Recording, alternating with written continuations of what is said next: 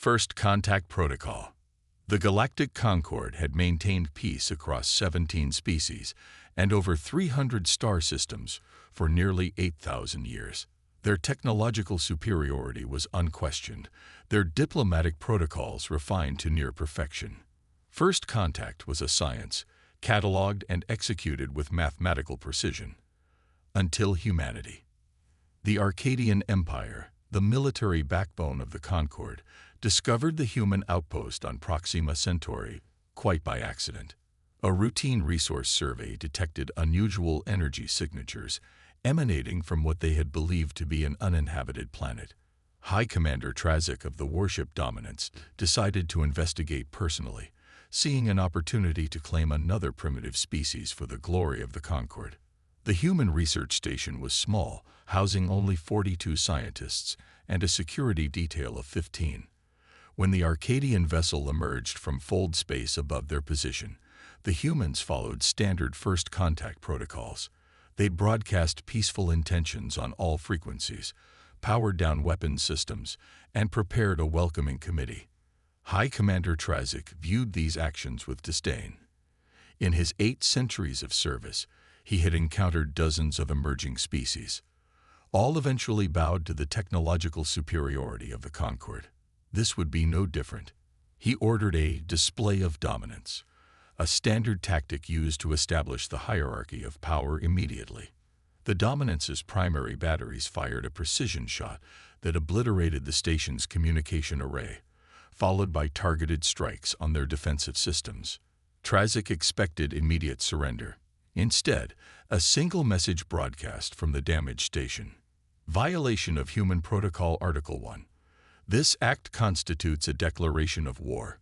Countdown initiated. Trazik dismissed the message as primitive posturing. The humans had no fleet, no galactic presence. What possible threat could they pose? He ordered ground forces to secure the station and bring the humans for processing into the Concord registry. The Arcadian troops encountered no resistance. The humans were calm, collected, and cooperative.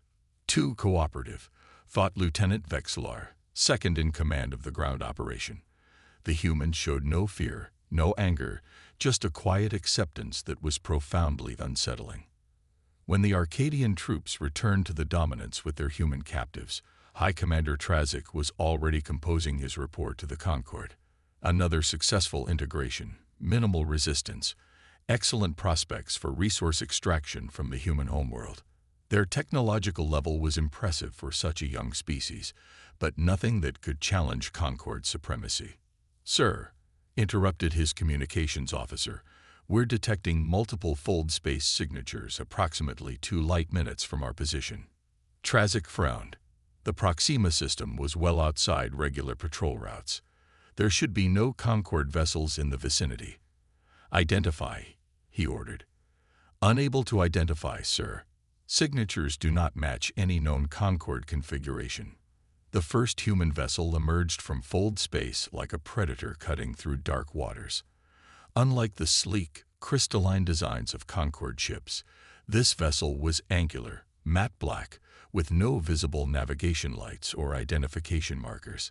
It was followed by 4 more identical ships, arranging themselves in perfect attack formation. "Open communications," Trazik ordered, confidence unwavering. "Inform them they are addressing High Commander Trazik of the Arcadian Empire, acting under Concord authority." No response came. Instead, the 5 human vessels began moving in perfect synchronization toward the Dominance. "Sir, they're powering weapons systems," reported the tactical officer, a note of concern in his voice. "Energy signatures are." "Sir, these readings can't be correct." The human vessels fired simultaneously, not at the Dominance's weapons systems or engines, but directly at its command center. The coordinated barrage tore through advanced Arcadian shields as if they were gossamer. "Return fire," Trazik roared, but the order came too late. Secondary explosions rippled through the mighty warship as systems failed catastrophically. In the chaos, the human captives moved with practiced precision. Each one headed for specific locations throughout the ship, overwhelming their guards with unexpected strength and combat prowess. One human, a woman with steel-gray eyes who had identified herself as Dr. Amelia Chen, calmly walked to the bridge amidst the confusion. "You should have read our message more carefully," she told the stunned High Commander as alarms blared around them. Human Protocol. Article 1. Any unprovoked attack on human settlements, vessels, or personnel will be considered an act of war and met with immediate, disproportionate response. We do not negotiate once the protocol is activated. Across the galaxy, on Earth Central Command, Captain Elena Reyes of the TSS Interceptor received the automated distress signal from Proxima Station. The timestamp confirmed her worst fears. The alien vessel had fired upon the research station. The human protocol had been activated. Unlike the flamboyant military displays of other species, humanity had learned through centuries of internal conflict that true power lay in silence, in precision, in overwhelming force applied at exactly the right moment. The protocol was humanity's response to a universe they had always suspected might be hostile. "Prepare the fleet," Captain Rice ordered, her voice betraying no emotion. "First contact protocol has failed. We are now operating under wartime directives." Within 24 hours, 87 human warships had emerged from their hidden bases throughout the solar system. Unlike the Arcadians, humans had never announced their full military capability to the stars. The research station at Proxima had been bait, a calculated risk based on humanity's understanding that advanced civilizations often viewed emerging species as easy conquests. The human fleet moved through fold space with mathematical precision, emerging at key strategic points throughout Arcadian territory. They didn't broadcast warnings or demands. They simply appeared and opened fire, targeting military installations with surgical precision while avoiding civilian casualties. The Arcadian Empire, which had conquered 1,000 worlds over millennia, found itself facing an enemy that didn't fight according to any rules they understood. Humans didn't take prisoners, didn't negotiate, didn't seek glory in combat. They simply eliminated threats with cold efficiency. Captain Rice stood on the bridge of the Interceptor, watching tactical displays as reports flooded in from across Arcadian space. 17 military bases neutralized. 32 warships disabled or destroyed. No human casualties. "Send the message," she ordered. Throughout Arcadian space, on every communication frequency, a single message played on repeat. "Violation of Human Protocol Article 1 has been addressed. Further hostile action will result in escalation. There will be no further warnings." The message was followed by the complete text of the Human Protocol, 43 articles that outlined humanity's rules of engagement. The first and most important: we do not fire first. The second, equally critical: we do not fire twice. As the human fleet prepared to return to Sol system, leaving behind a shattered Arcadian military presence, Captain Reyes received an unexpected communication from the Galactic Concord Council itself. "This is unprecedented," her communications officer reported. "They're requesting an immediate ceasefire and diplomatic envoys." Reyes allowed herself a small smile. "Inform them that the human protocol has been satisfied for now. We will send diplomats, but our fleet remains on standby." The first contact had gone exactly as Earth's strategists had predicted. Humanity had revealed just enough of its strength to ensure that no species would make the same mistake twice. The rule had been established: never fire on a human ship. They don't take prisoners. They don't forgive. And they certainly don't forget. The rule of engagement. 3 standard months after what became known throughout the Concord as the Arcadian Incident, Commander Vexlar found himself summoned before the Grand Council. As one of the few survivors from the dominance, his testimony had become crucial to understanding the new species that had so dramatically announced its presence to the galactic community. The council chamber on Harmonious Prime intimidated even seasoned diplomats with its soaring arches of living crystal and the 17 thrones representing each founding species of the Concord. Vexlar, his once pristine uniform now bearing the simple gray of a disgraced officer, stood at the center of their collective gaze. "Commander Vexlar," began Grand Arbiter Zolak, her voice resonating through the chamber. "You were present during first contact with the human species. In your opinion, could this conflict have been avoided?" Vexlar straightened his posture, mandibles clicking nervously. "With respect, Grand Arbiter, the conflict was entirely avoidable. High Commander Trazik violated our own first contact procedures. The humans responded exactly as they said they would." Murmurs rippled through the chamber. The Arcadian representative bristled visibly but remained silent. "Explain," commanded Jolak. "The humans broadcast their protocols clearly before any hostilities began. They stated explicitly that unprovoked aggression would be met with disproportionate force. We dismissed their warning." Vexlar's voice carried the weight of 8,000 Arcadian lives, lost in the subsequent human response.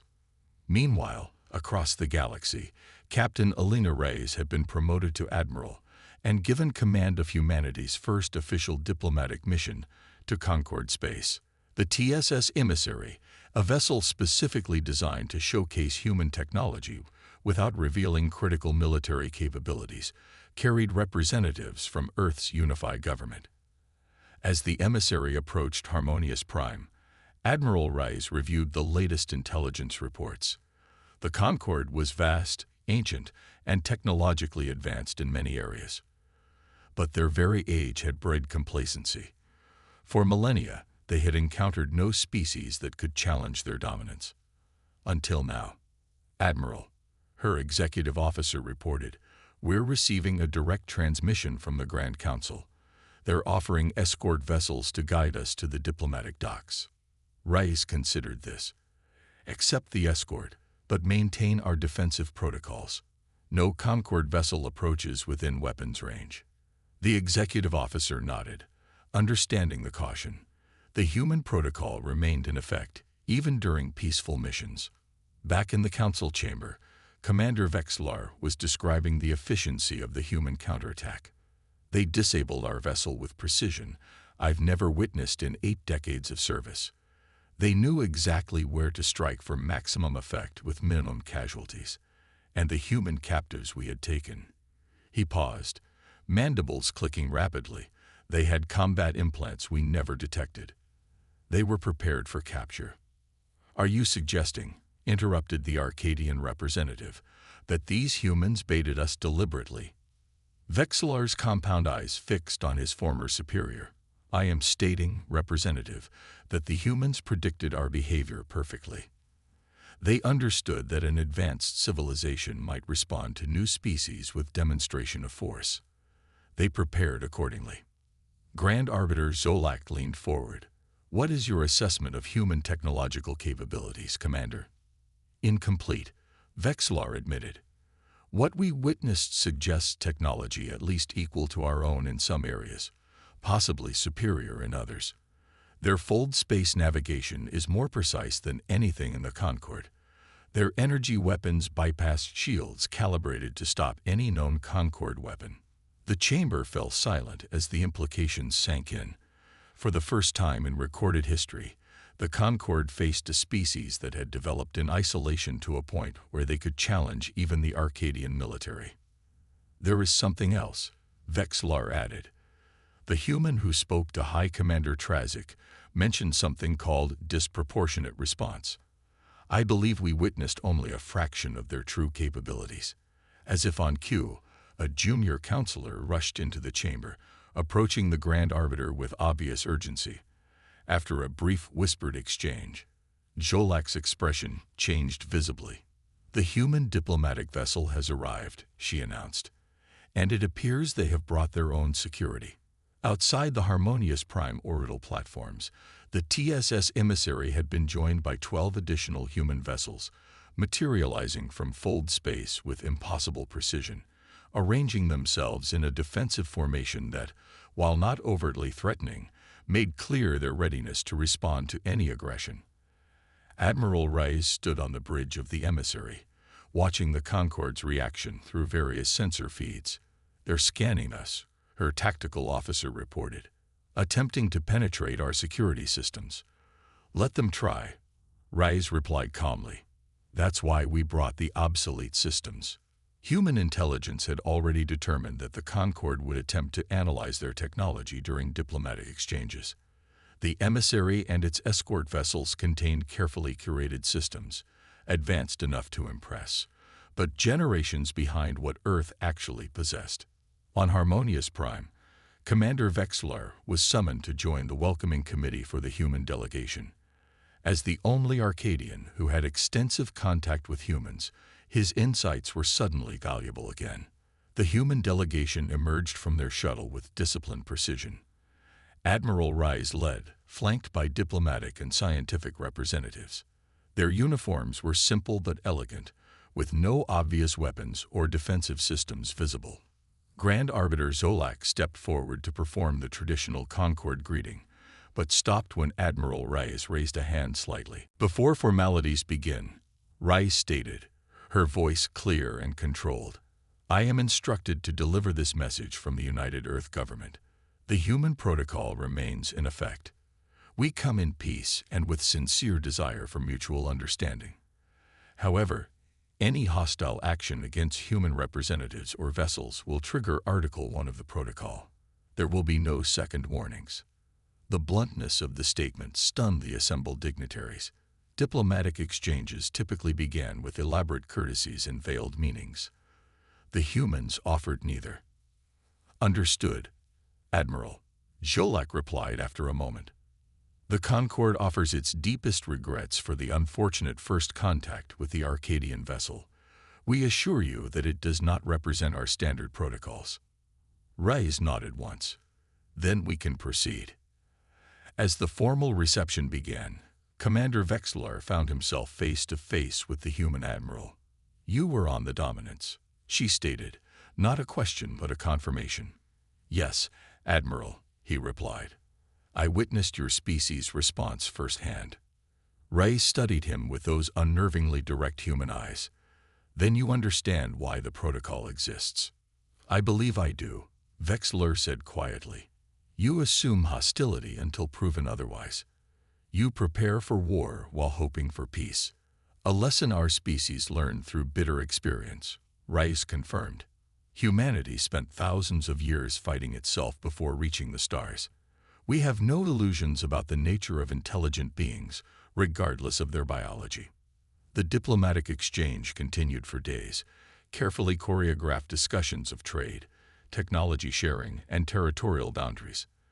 Throughout it all, the human vessels maintained their defensive posture, never relaxing their vigilance even as agreements were reached. On the final day, during the signing of the formal treaty between Earth and the Concorde, Grand Arbiter Zolak addressed the assembly. "Today marks a historic occasion. The addition of humanity to the galactic community brings both challenges and opportunities. Their unique perspective reminds us of principles the Concorde was founded upon, but has perhaps forgotten over millennia of unchallenged dominance." She turned to Admiral Reyes. "We have reviewed the human protocol in detail. While some find its directness unsettling, the Concorde formally acknowledges its validity and humanity's right to enforce it." Reyes inclined her head slightly in acknowledgement. "In recognition of this new understanding," Zolak continued, "the Concorde hereby establishes a new principle for all member species. No vessel shall fire upon human ships without provocation. The consequences of violating this principle will not be mitigated by Concorde intervention." Commander Vexlar, watching from the sidelines, understood the significance. The Concorde had existed for 8,000 years without ever admitting that another species might be its military equal. Today that changed. As the human delegation prepared to depart, Vexlar approached Admiral Reyes one final time. "Your species has accomplished something unprecedented, Admiral. You've changed the Concorde's fundamental approach to galactic relations." Reyes offered a small smile. "That was always the objective, Commander. Humanity doesn't seek conquest or dominance. We seek safety through strength and peace through preparedness. The rule is simple: respect our boundaries, and we will respect yours." As the human vessels disappeared into fold space, leaving Harmonious Prime behind, a new understanding rippled throughout the Concorde. The ancient powers had encountered something they had never expected. A young species that had prepared for the worst while hoping for the best. A species that didn't posture or threaten, but simply acted with decisive force when provoked. Throughout Concord space, a new maxim quickly spread among military commanders and civilian captains alike. Never fire on a human ship. They don't take prisoners. The rule that aliens would never break twice.